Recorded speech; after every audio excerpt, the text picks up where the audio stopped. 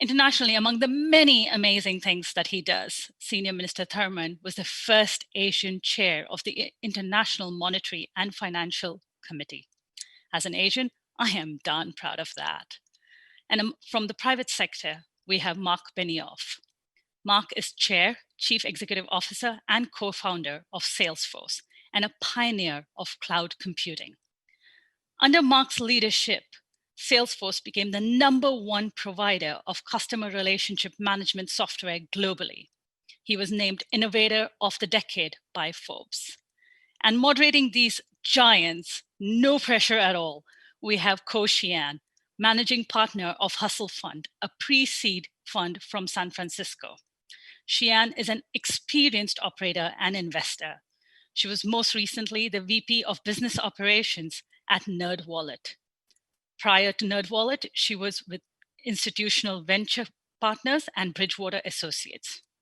Well, right over to you, Shiyan. All right.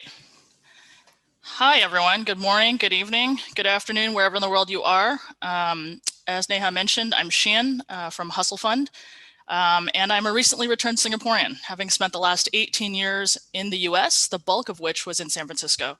I am super excited for this conversation with SM and Marc as they bring such a great mix of different perspectives. So we're going to do it all. We're going to talk policy, we're going to talk business, tech, US, Singapore, the works.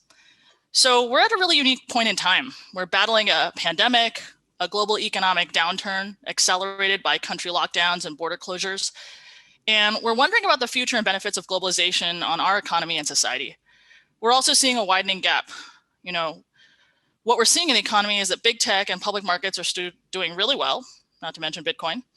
And the rest of the economy can sometimes feel disconnected from that. There's a sense that what got us here isn't really going to get us to where we need to go next. And so this conversation is really, centered around what that future global economy looks like and how should we think about the roles of government and businesses ensuring healthy economic growth that benefits a broader group of people. SM, curious, maybe you can just kick us off with some thoughts there. Great, thanks, Shiyan, and hi, Marc. So that's a broad question, nice opening question. I think what we are seeing is not the decline in any fundamental sense of a global way of running economies. It's not a decline of globalization, but we are seeing some reconfiguration. The biggest trend by far is what's happening because of the evolution of the Chinese economy. So it's not so much about, tariffs and the sort of trade wars that we've seen in recent years. It's just the evolution of the Chinese economy. But it's getting larger. You're having a much larger middle class consuming a lot more, and you're having much more capabilities domestically within China itself to be able to produce within China what was previously imported. And that might give you the impression of some waning of globalization, but actually it's the same story. It's about a country that's emerging, moving up the value curve. And if you look at Chinese exports, they're stronger than ever, even this year, even in the midst of COVID, they're stronger than ever. If you look at what's happening to the global tech companies, if you look at Salesforce, you look at Google, you look at any of them, they're expanding internationally. And expanding internationally, not just in the sense of exporting goods and services from home base, but expanding teams abroad, setting up engineering teams abroad, setting up research teams abroad. They're expanding internationally. And there's a reason for it, because the global economy is still the future for every serious, fast-growing company. And if you look at how operations are managed within companies, it used to be, the 20th century system was one of setting up shop in different parts of the world. You manage each shop well if you can, and then they find a way of communicating with each other. What we are seeing now and accelerated by COVID is unified global management, real-time unified global management, not shop by shop, plant by plant, site by site, but it's a unified global operation. And it's made possible because the data is now flowing globally and instantaneously. And it's a far more efficient operation. So in that sense, things are becoming even more intensely global in the way in which companies are managing their operations. But what is changing is there's more friction. There's more friction in particular between the US and China, between China and India, and different parts of the world.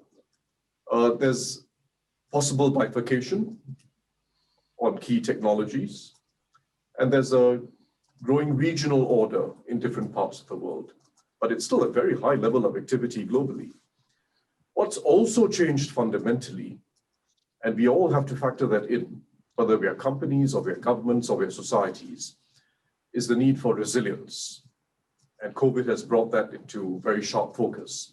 The need to build in a systematic fashion some redundancy in systems, so you're not caught desperately short in a crisis. Resilience also means that resilient hubs become more important. So it's a global world, it's a global economy, but hubs are critical. It's not a completely flat economy. It's not managed from HQ and the rest of the world is at the receiving end. You have hubs around the world, and those are hubs of talent. They are hubs that reflect a collaboration between governments and businesses that's reliable, and they're hubs of connectivity to the rest of the region and the rest of the world. And speaking for Singapore, that's our future. Our future is to be a hub for talent, local and foreign, a hub that's connected to the rest of the world as efficiently as possible, and where data in particular flows in and out without friction, but also a hub in the new sense that's very important, which is resilience, predictable, reliable, and resilient. Mm. Thank you, SM. I think it's interesting what you said about how, we're looking at global unified global management, that it is more efficient than ever before.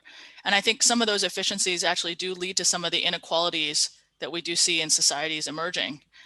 And so I'm curious, Marc, if you have thoughts on that, from your perch running a global organization, but also as a very involved citizen and business leader.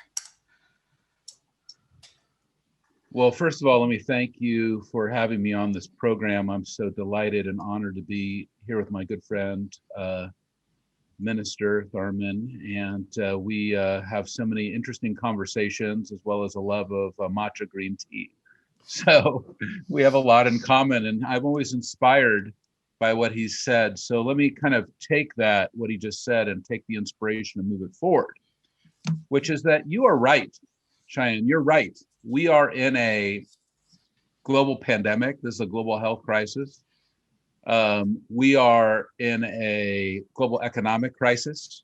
We are certainly, where we are here in the United States, in a justice and racial equality crisis. And we also are on an environmental crisis. And I think that we can all look at that. And in many ways, we can also say we're in a crisis of equality. We're in a crisis of equality. And that's how you closed the comments here, because I think that, what we just heard is actually quite a brilliant vision for the future, especially in regards to Singapore as a hub. But let me riff on that for just 1 minute, if you will, because this idea of capitalism, this capitalism idea, Milton Friedman, the business of business is business. Well, hello, let's talk about that. Is that all we're about, money? Is that all we're about, shareholder return? That certainly is not the path of Singapore, for example. No, it is not. It is about much greater mission than that. It's a country with tremendous values, but let's talk about capitalism, because we need a new capitalism, a more fair, a more just, a more equitable capitalism. And we need a capitalism, okay, that is also more environmentally sensitive. Now, how would we achieve such a thing, especially when we look at Singapore becoming a hub, this great vision of a hub? Absolutely right. but also a hub of equality. A hub of equality, what would that look like? Well, look, Salesforce has had a fabulous shareholder return. Fabulous. About 5,000% since we went public in 2004. We've grown to 54,000 employees. We serve companies all over the world with our customer relationship management, and Tableau analytics, and MuleSoft integration. We do that. We've had a great return and we make a great product, but we have done more because we put 1% of our equity, 1% of our profit, and 1% of all of our employees' time into a foundation the day we started. We also delivered hundreds of millions of dollars of philanthropy and grants, including right where we are here in San Francisco, $120 million to our local San Francisco and Oakland public schools. Number two, we have also delivered 5 million hours of volunteerism. That's amazing. And also we run 50,000 nonprofits and NGOs on our service. We've also fought for taxes where they are important, including Proposition C in San Francisco, which now delivers $300 million a year to fight this terrible situation with homelessness that we have. Okay. And this is very important that we have fair taxes. Let me also say one more thing.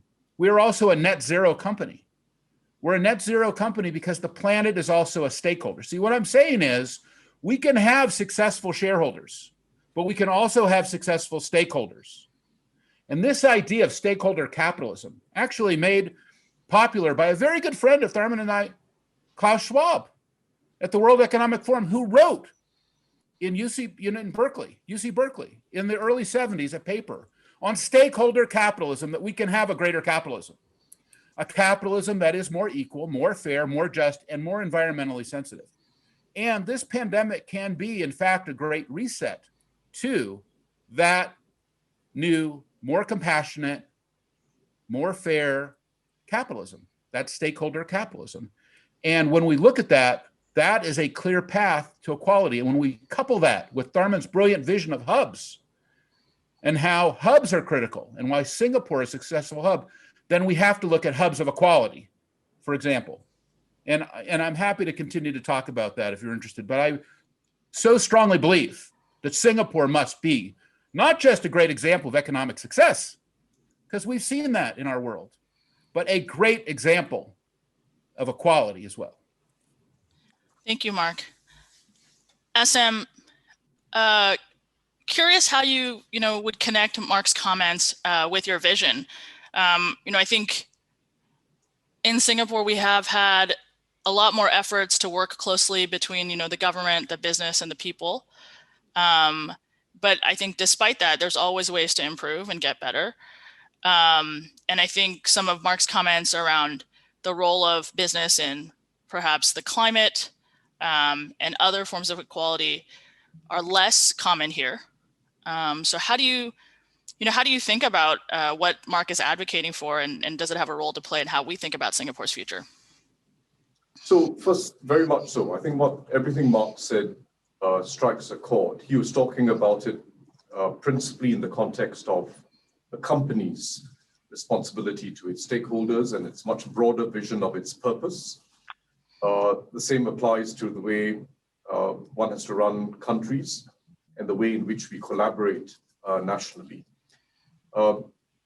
We have to avoid thinking about economic objectives as somehow separate from social objectives. They either inflict damage on each other or they reinforce each other. If we are able to run a competitive and efficient economy, we are able to create a lot more opportunities for people. If you leave it entirely to the market, those opportunities become more polarized over time. Those who have advantage tend to get even more advantage. Those who start off with less tend to end up with less.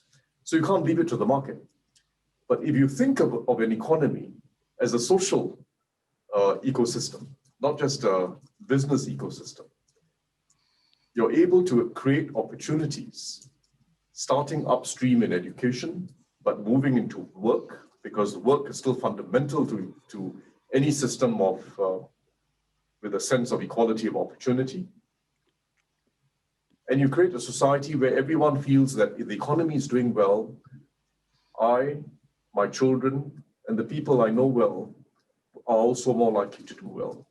But conversely, which is how Marc started off, if we don't have a cohesive society, if we find the divisions widening over time, it's very hard to sustain an economic strategy that involves being open, finding the most efficient ways of doing things, and being able to grow as well as you can.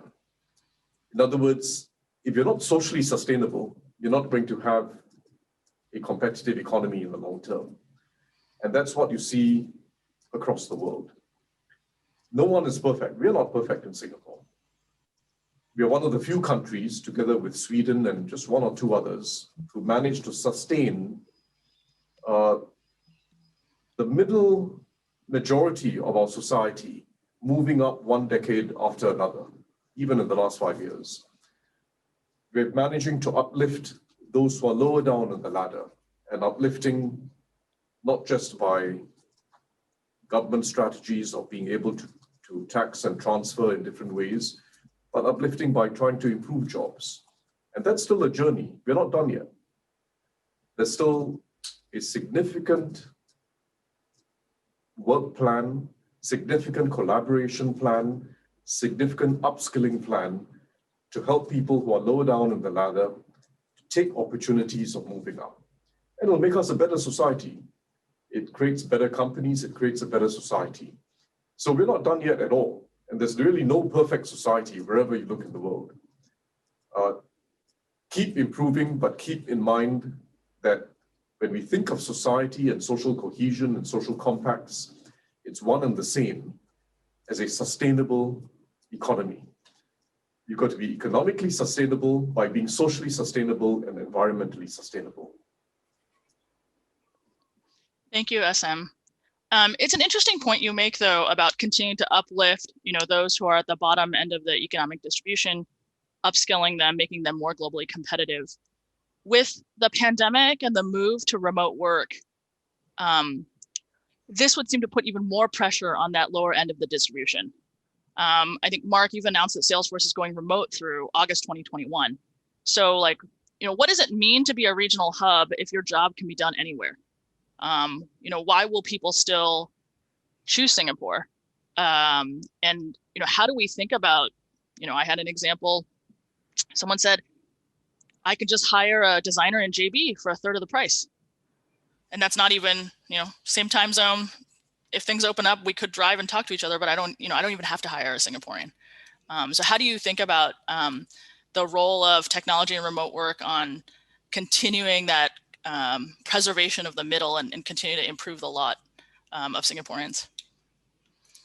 Well, first, by the way, if JB emerges as a significant center for design, I think that'll be great for Singapore. It'll reinforce our role as a hub. So the way we have to think about this is, first, there's no lasting advantage that any country has. One of the things that happens once data moves freely across the world, once it's possible to trade any good or service across the world, is that you don't really have lasting advantages. If you've got some oil under the ground or some natural resources, it'll take you somewhere for a while, but even that's not forever. The real advantage is in developing talent and bringing together groups of people who can create something new. And a second real advantage is what we're talking about, which is social resilience. If you can do those two things well, you become a hub. So if you think about it in mid-20th century terms or second half 20th century terms, they used to talk about, if you build it, they will come. And it was basically about infrastructure. I think it's now the other way around. If they come, they will build it. If you can develop talent and attract talent, they will build it. They will build the fast-growing tech companies, they will build the networks, and they will build opportunities across the workforce. And that's the way we have to think. Think in terms of people, first and foremost. how we can develop our own people to the most of their abilities, and how you achieve that, not just by doing it on your own, but by networking in teams which are international. And particularly when you get to deep tech, when you get to deep capabilities in any field, whether it's gene therapy or cryptography or developing new assistive devices for the elderly, once you're talking about being at the cutting edge, it's an international team you're talking about, almost always.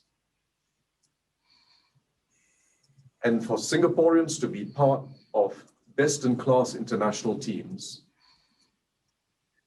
is an achievement. We are getting there. We're increasingly seeing it. And that's an achievement. It creates opportunities for everyone else. So we should never think in either or terms. Never think of it as, either you rely on some pool of foreign talent or you rely on just developing your own timber. They go together. They go together. But critically, never lose sight of the middle majority and never lose sight of those who start off with much less. Everyone must see upliftment in their lives. Marc, this topic has been also hotly discussed in the Bay Area and in San Francisco. And I think with the recent pandemic, every day there's sort of reports of people moving out, they can't take it anymore. Curious what your thoughts are, on does San Francisco and the Valley continue to be a hub for tech talent? Does the idea of a physical hub even matter anymore? And, on this topic of taking care of the middle and the most disadvantaged in the society, curious your reflections given your work with, the homeless and the public school system, what San Francisco can be doing to address these issues. Well, it's such a good question. And again, I'm very inspired by Tharman's comments. I'm so happy actually to be on this, to hear this vision, because, from my perspective, and I'm going to take the Singapore perspective first. Salesforce has a large presence in Singapore, thousands of employees. We also have been chosen as the best place to work in Singapore now, quite a few years in a row. We run a very good business in Singapore with very high quality standards. And I believe very strongly, number one, business is the greatest platform for change. So my role as a CEO is to be an example of what is possible, which is why in Singapore, for example, and in every part of Salesforce, all 54,000 employees, we want to make sure women and men are paid the same for the same work. So we are auditing that, for example. So just getting back to my thought about Singapore as a hub for equality, that means that women have to be treated with equality as well, including pay standards. This is very important. One more thing, I was just in Singapore a couple weeks ago. Tharman and I had breakfast, very nice. Let me tell you one difference between the United States and Singapore right now. When we talk about every place being the same, there's almost no COVID in Singapore. There, I think, were almost zero reported cases while I was there, zero. Compare that to the United States where the pandemic is out of control. So having a government that can manage during a crisis, this is value. So Tharman will not talk about what a great executive he is and what a great government, but you have to look at that as an example of what has happened this year, that the Singaporeans have benefited from having a phenomenal government. The numbers are empirical. It's definitive. Number two, that is very important that it's a safe haven, that our employees are safe. When I was there, they felt quite safe. They were in the office. They're quite comfortable. The hotels were open. The offices were open. The stores were open. I was able to conduct business while I was there. I met with customers. I met with others. I can work while I was there. Wow, that is very important. A functional government that can operate and keep the economy going during a crisis and operate with values of equality. Another government I'm very inspired by right now is Japan, also is having tremendous success during the pandemic. But also look at Prime Minister Suga and how he has said he has taken the vision that Japan will be a net zero country. So yes, Salesforce is a net zero company, but a country to say we're going to be net zero, because we are in, as we opened with this today, an economic crisis and an environmental crisis. So we have to deal with the carbon in the atmosphere, and we have to reduce emissions. We have to sequester carbon that is already there. That's why I'm so excited about the 1 trillion tree initiative created by the World Economic Forum. I am also so excited to see the US Development Bank yesterday announce a $2.5 billion fund to eliminate ocean plastics, because the World Economic Forum has said there will be more plastic in the ocean than fish by 2050. Who wants a plastic ocean? Nobody. So we have to be thinking about these actions of equality. The environment is equality, because we know when the environment goes wrong, look at San Francisco. Look at what we just suffered with these horrible fires. It's the people who are at the bottom who get hurt the worst, okay? The migrant workers in those vineyards in the Napa Valley, they're the ones hurt the worst during those fires. Where do they go? And this is not right. So we have to take care of our environment. We have to take care of all of our stakeholders, including women are a critical stakeholder. All right. And then I can talk about all the other critical stakeholders we have in San Francisco that we fight for, and also everywhere we go in the world. Of course, the world is not the same everywhere, but we do our best. We want to be an example of what is possible. And by the way, that's why I wrote the book Trailblazer. The reason that I wrote the book Trailblazer is to give this inspiration to other CEOs, because look at Salesforce. You know, we're a Dow 30 company. You know, we have a multi-$100 billion market cap. We've grown our company over 21 years with the right values. I want to show others how to do that as well. When you talk to other CEOs and you share these ideas, what's the normal resistance to this style of leadership? There are more CEOs today putting these, what we call SDGs, Sustainable Development Goals of the United Nations, the ESGs, into place than ever before. Again, let me just cite the World Economic Forum, because Tharman is on there. We have an initiative with our International Business Committee that we have asked all of our top companies who are members to publish with full transparency and audited by the top 4 accounting firms, their ESGs for the first time. Wow. This is a major breakthrough. The ability to have transparency. Trust will come out of this transparency, because companies will be able to say, here's where we are on racial equality. Here's where we are on gender equality. Here's where we are on pay. Here's where we are on net zero. Here's where we are against all the SDGs. Here's where we are on ocean plastics. Here's where we are on carbon sequestration. We need to know exactly by CEO. And more CEOs are focused on this than ever before, because they're having to report. They're having to report on their leadership. So this is very important. This is a key moment in time that we're able to move equality forward. Got it. Perhaps we can segue to culture. I think culture is important to both Marc and SM. I think SM, you talk about it as social resilience, right? Which is a form of culture. And Marc, I think you talk about culture a lot in terms of how you set up Salesforce. I think culture drives the way we think, we act, behave. So for SM, how do you think about this social resilience and the culture we're trying to build in Singapore? And how do we think about that also with a population that has a large percentage of foreign talent or people who didn't grow up here, and we intend to continue to incorporate new talent into our society?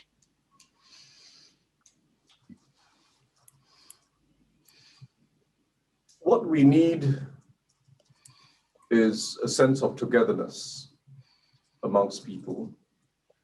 And that's different from conformity. That's different from just sameness. You need a sense of togetherness. At the same time, that we need a greater sense of individualism in thinking, in creating, in wanting to do things differently. And that's not a contradiction. It's not a contradiction to say that you want people to be thinking a lot for themselves, starting from young, thinking about doing things differently, thinking of breaking barriers, thinking of pushing the frontier out. That's often a task of small groups of individuals. It starts small in a garage, metaphorically speaking, and you either make it big or you move on to the next thing after you fail the first time. But it's people thinking for themselves or thinking in teams, how to be different from the rest. And that doesn't need to be at odds with a sense of togetherness in society. So the old model, and what East Asia was known for some time ago, was that you have a certain conformity and you move together. It was always a little exaggerated in portrayals, but there was something to it. The new model is about developing that streak of wanting to be different, but at the same time retaining a sense of togetherness in society. And I think we can achieve that. You need both. You need to have that individualistic streak in thinking without that sense of individualism in thinking without being individualistic, where you elbow other people out. This seems like a tall order, SM. Well, you see it. You see it in some, you see it in some places more than others. I mean, if you look, for instance, at some of the small Northern European countries, if you look at the way Singapore is evolving, you have a lot more people doing their own thing. You have small startups growing by doing things quite differently from others. You have fintech firms that are disrupting the scene.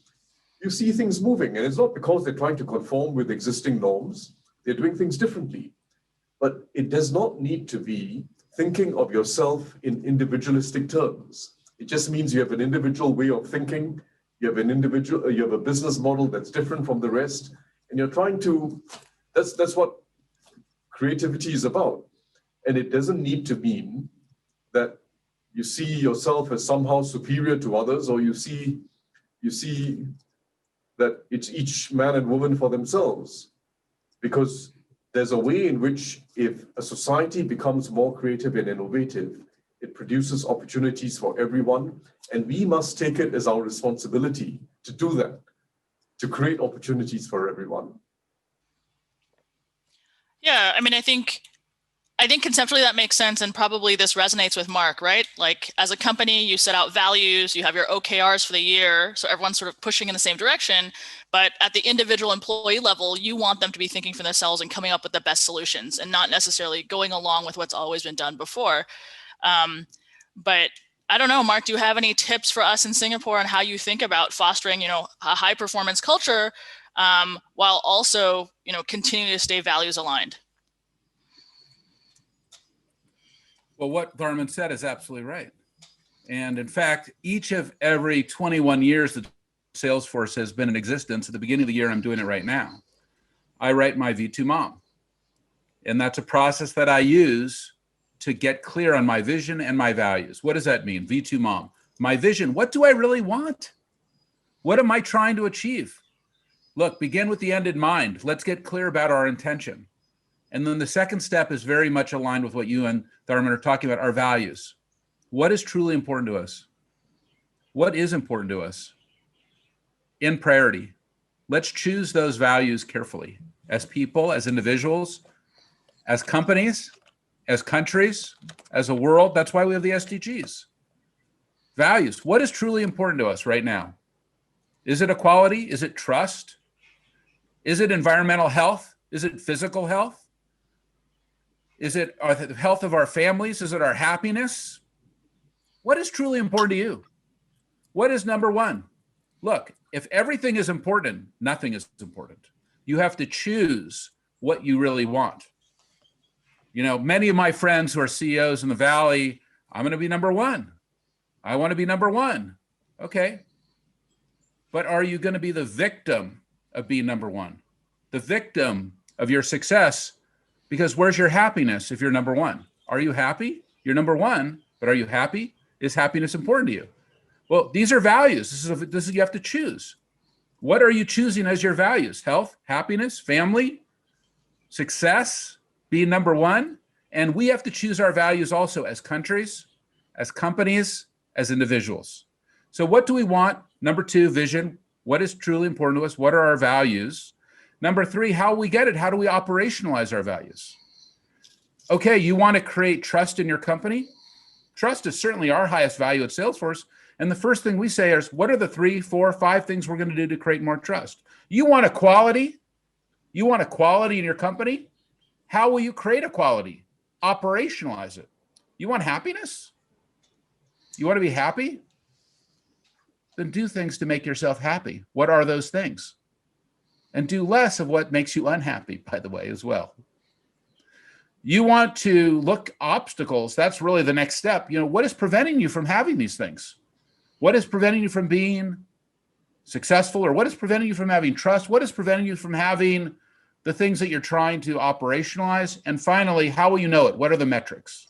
And that idea, your vision, your values, your methods, your obstacles, your metrics, that's the heart of our culture at Salesforce. It's how we get alignment, communication, awareness. We have to be conscious of our values.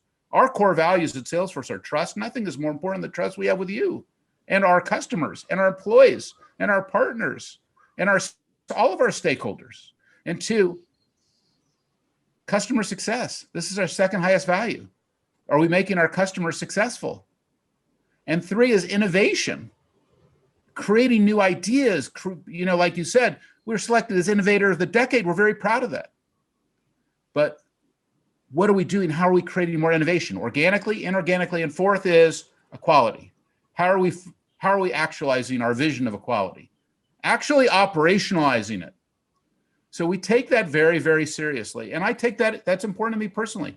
By the way, that's one of the reasons that I bought Time Magazine.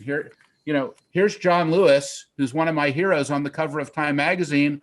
I have it on my desk, coincidentally, and he had tremendous values. He was a tremendous civic leader. This is why I bought Time, because I believe so squarely that my values were aligned with Time. This idea that we do have to fight for every human being and their rights and their opportunity, exactly as Tharman said, and their education, because education is opportunity. We know that. And that's also why we're fighting for the environment. But again, sometimes it becomes a crisis of prioritization, but we have to decide, what are our values? What is truly important to us? This is very important exercise that we all need to constantly be doing, especially right now during a time of crisis. Crisis is always opportunity. It's an opportunity to sit back and go, whoa, the whole world has changed. We just went through, everything is changing. The past is gone. It's gone. Forget about it. It's over. The future is ahead of us. We're right now in the present moment. We're right here in the now. Okay, we're in the now. Well, what do you want right now? The world is gone. What's important to you right now? How will you get it? What is preventing you from having it?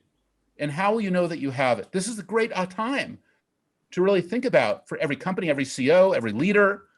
I know I'm spending a huge amount of time myself because, of course, we're not going to have the real estate strategy at Salesforce that we used to have. No, we're moving into a new world. Remote work is very important, but so is physical work and being in person. That's why it was very important I came to Singapore to see my employees at Time and at Salesforce, to look in their eyes, to talk to them, to have a cup of tea with them, to find out how they're doing. I want to be able to go into more countries. Unfortunately, most borders are closed, and it's very hard because there's so much COVID to get in. But look, is physical work and being in person part of the future? Absolutely. Is remote work and work from home part of the future? Absolutely. Does the future equal the past? No, it does not. So we are in a new world, and the future and a door to the future is just opening up. So let's choose these values. This is probably one of the most important things that we can be doing right now. And when we look at things like we've been talking about here, whoa, these are all huge opportunities. Want to create a more inclusive capitalism? Want to create a more compassionate capitalism? You want to bring more people in? All races, all genders, all sexual orientations? You want to grow your economy? Well, wow, that's a tremendous opportunity right now. That's why Christine Lagarde, also a good friend of Tharman and I, she has a tremendous narrative and philosophy around inclusive capitalism. This is incredible. We can harness this idea today. So that's what motivates me. It excites me. It inspires me. And I'm also very grateful that I have this moment right now that I can ask myself, what do I really want right now? What is really important to me? And how will I move forward? Because what the gift of the pandemic is the ability to have that great reset for us individually, to say, now let us choose the future that we want. Because we know, of course, there's things that we need forgiveness for. We made some huge mistakes. Look at the whole world. There's issues, like I said. But what future do we want? And creating that future. And that can be, as I said, at many levels, individually, organizationally, in our companies, in our countries.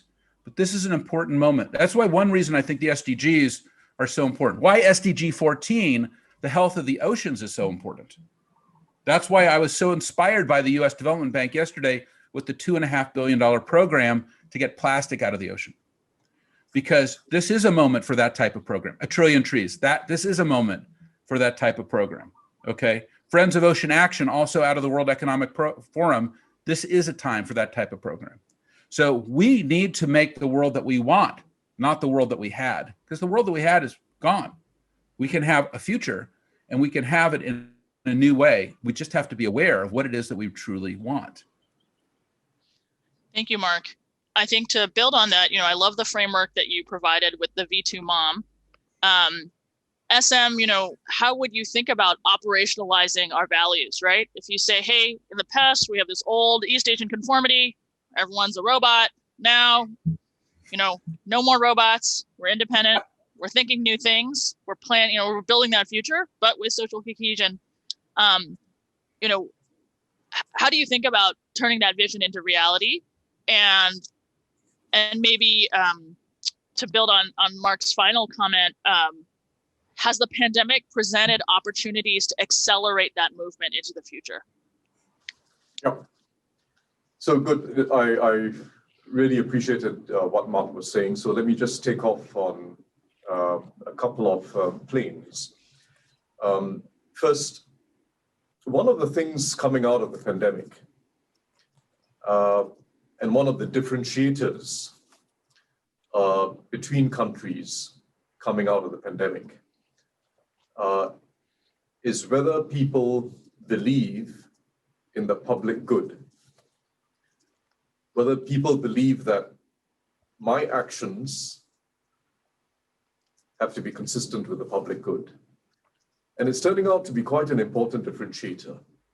If you think that wearing a mask or respecting the norms required to keep COVID at bay are just about your individual rights or preferences, then everyone is going to be worse off, including yourself. Your chances of getting infected, your chances of ending up in an ICU, and your chances of succumbing to COVID are much greater if people think it's just a matter of free choice and independent individual preferences. But if you believe in the public good and in everyone playing their part, everyone is better off.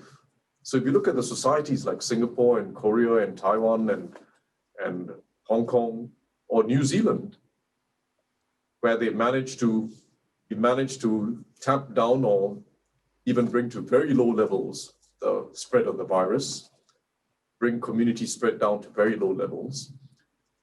The distinguishing characteristic is people respect the public good.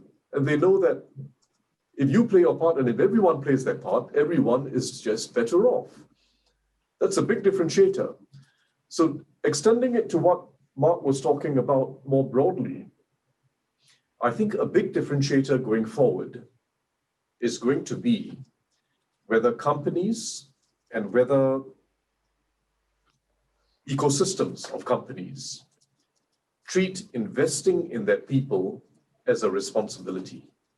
Not just a responsibility for education systems, not just a responsibility for individuals on their own, but a corporate responsibility. That's part of the purpose of a corporate. Your purpose, and that's a capital P, your purpose is to develop your people. And if you do it well, you'll be more competitive as a company. you'll be more respected in society, and you'll earn a much broader license to operate. But again, it's the COVID lesson. Everyone must do it. In other words, all corporates and all workers will be better off if this becomes the norm. So that even if you leave the firm, if a firm trains up its people and the people leave for another firm, which is part of a healthy labor market, what goes around comes around. Because everyone is in that act of investing in their people. Different processes, different products, but the water level is rising. The water level of skills is rising. And what goes around comes around. So if you do the responsible thing, and if everyone does the responsible thing, you find that skills will keep moving up and we achieve a more inclusive society. And that's what we're trying to do in Singapore. The leading companies play a disproportionate role at this point in time because we are in transition. Frankly, there's a lot of mouthing of the rhetoric about investing in people, but companies are by and large doing less of it today than they used to. If you look at it across the world, if you look at the US, if you look at it across the major advanced countries, companies are investing less in training today than they used to. So it's a challenge. So it's not just the narrative and the rhetoric. You've got to put it into practice, and you need to find forms of public-private collaboration, including public subsidy where necessary, which is something we are quite aggressive about in Singapore, so that more companies can get in the game. So if the leading companies have a way of working with the medium and smaller sized companies up and down their supply chains, to get that to be the norm, that we are all going to invest in our people. And there are a lot of transferable skills across the supply chain as well. So aggregating skills training, for instance, is a very important opportunity, cluster by cluster. If everyone does that, and if you do it across industry clusters, you end up with a spiral that moves up. That's the way it works. So, COVID, in a way, has become a bit of a metaphor. The criticality of the public good. And if everyone plays their part to serve the public good, everyone is better off. The same applies to this big challenge now of creating inclusive societies by having everyone move up a skills spiral and thickening that interaction between the workplace and learning. Find thicker interactions with many different modalities, short bites of learning, something which people get time off, something which people do on their own on the weekends. Make it convenient and easy for blue-collar workers and ordinary white-collar workers to keep picking up new skills, not just for the job at hand, but for the job they might do in future. And if every leading company does that during this critical transition, and like I say, we're not sitting in a very pretty place in terms of the reality. If every leading company takes the lead, works with smaller companies up and down their supply chains, I think we have a chance of getting that going. So we've got to bring that into reality. Public sector involvement is critical to find ways of coordinating across clusters, and public subsidy is necessary, especially for the SMEs. And you need coordination to be able to aggregate skills training within clusters to make it feasible for smaller companies especially. Never forget that we will not succeed if we don't get the middle majority of companies. So there's those that are medium-sized and small, but they're wanting to move up. Get that middle majority to be able to participate in the game of investing in their people. If we can get that done, we have a much better chance of an inclusive society. And the leading companies play an important role at this stage because we're in transition. It's just like what Marc was talking about on sustainability, on climate sustainability. There's a lot of rhetoric, but we got to put it into action. And the leading companies in this next 5 years play a very important role of requiring that up and down the supply chain, there's sight of emissions, there's sight of what we are doing to move in this transition. You can't move lockstep into a totally new state of things, but you've got to make a transition. Whichever business you're in, you've got to make a transition. Move towards cleaner energy, move towards greener systems. If investors do that, if companies do that, starting with the leading companies working with their own supply chains, then we create momentum. And eventually, everyone benefits from the public good. I think in cases like public health and perhaps in employment, we can all sort of come to a more common agreement on what public good is. But perhaps part of the conversation is also who gets to define the public good? And how is that conversation conducted? And I think, that is a conversation many societies are having globally. And so that might be outside the scope of this conversation, but just as a response and thought to that, we are coming up on time, so I want to make sure that Marc is able to provide any final thoughts he has on this topic. I think we've had a pretty wide-ranging conversation across climate, equality, functioning governments, COVID as a catalyst for us to think about the future differently. Marc, as you kind of reflect on the conversation, are there any final thoughts that you might have on how businesses and governments can collaborate to build a more inclusive future? Well, it has been a great conversation, and I've been so thrilled to be with you. And I'll tell you that Tharman is right. We have to ask, what is our purpose? What is our purpose of a corporation? Business Roundtable actually asked that question last year. What is our purpose as individuals? What is our purpose as countries? Certainly education is very important. It's one of the reasons we built trailhead.com, where we've trained millions of people for free on digital skills, reskilling. But we can ask ourselves, what is our purpose? Why are we here? What is our role? Because to your point there as well, we are not robots. We are not robots.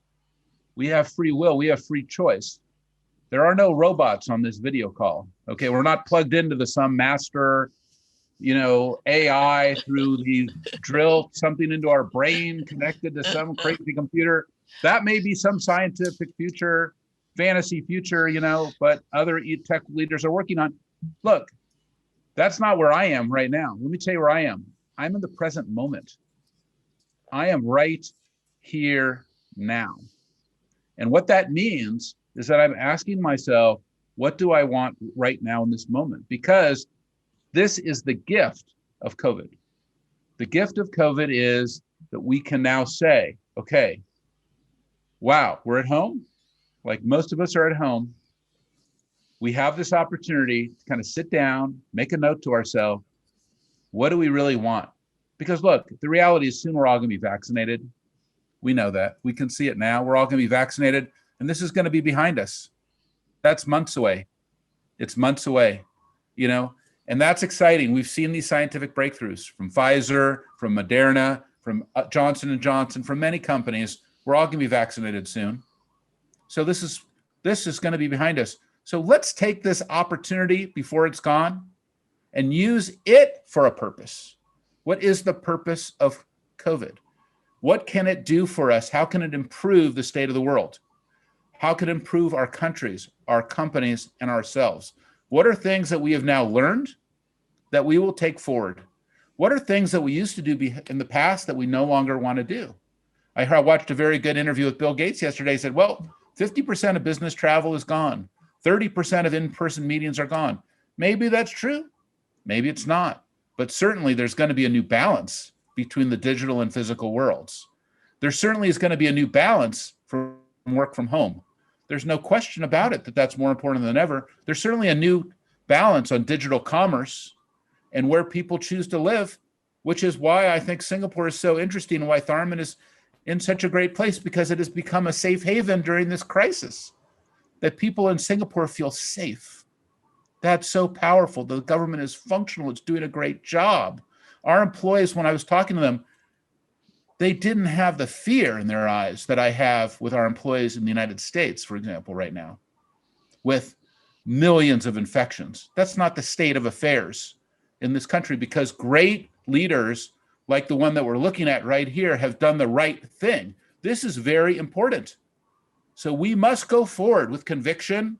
We must go forward with our ideals, as you said, our values, but let's be conscious of them. Let's be aware of what's important to us. Let's use this moment to, yes, reset, to think about what we really want. Let's be inspired by the leaders who have around us and who have shown us what a new world can be. And as we look for higher values like trust, like equality, and so many other things that are so important to us, when we think about to love thy neighbor as thyself, to treat others as if they are you, to look in the eyes of your fellow man and woman and say, that is I, then maybe this is one of the great gifts of COVID, that we can say that is where we are, that we want more love in the world. So let's focus on that. Let's create that world. And that can be a tremendous gift that can come out of COVID. Thank you, Marc. SM, I'm going to invite you to sort of present your kind of closing thoughts on our conversation as well. And I love Marc's message about trying to put more love in the world out. But I think, you have to deal with the very bread and butter realities. I'm from San Francisco. We are the love city. We're the city of love and gay rights, equality. We have rainbow flags everywhere. We're the world of love. So that's, it's easy for me. I was born on Divisadero Street. I get it. So maybe let me go back to something which to conclude on something specific that Marc raised earlier. I think Singapore can be a model for how women emerge in tech. We're not there yet. We have some advantages that other countries don't, because if you look at our school system, if you look at our secondary schools, our junior colleges, what you call high school in the United States or senior high, women are as represented as men in the sciences. It's a little unusual compared to most countries. Women are as represented as men in the sciences and do very well. So the question is transiting from that into tertiary education and into jobs. What we've typically seen in tertiary education is that the women shunned what was traditionally hard engineering, although they moved into chemical engineering, they moved into life sciences, and they moved into lots of quantitative fields, accountancy and business and so on. But engineering is changing. The world of engineering is changing. It's now knowledge and data. And I think it's a very exciting opportunity for women, but we've got to have a very conscious effort to develop that norm, to develop the role models, to develop the mentorship schemes. And that's a responsibility of government, of educational institutions, of corporates, and of community. And we've got lots of initiatives already. DBS, PayPal, Salesforce have very determined schemes now to develop women in tech, to hire them and develop women in tech. The government is trying to do the same through IMDA. You've got something called SG Women in Tech. And their community initiatives. I learned about something called the Codet Project, started by Nurul Jihada. Very much the same. Mentorship, encouraging women, including women from minority backgrounds, to get into tech. I think Singapore can be a model. We're not there yet. And in fact, there are no real models for women in tech internationally, including in Silicon Valley. We must be a model of inclusivity, even on gender, when it comes to the tech world, because the tech world hasn't been famous for gender equality. Thank you, Salesforce, we can definitely come to. Send me your resume at jobs@salesforce.com because we would love to have, that's our mantra. So thank you for that inspiration, Tharman. That was awesome. Yeah. Well, thank you so much, gentlemen, for a lively conversation. I think we can take Marc's exhortations to reflect on our values, to spread a little bit more love in the world. And so hopefully we're going to send you into your evening or your workday feeling a little bit more positive despite the current situation. Great to be with you. Bye-bye. Thanks, guys. Thanks. See you. Thanks. See you. Bye. Nice to see you. Great to see you guys. Bye. Bye-bye.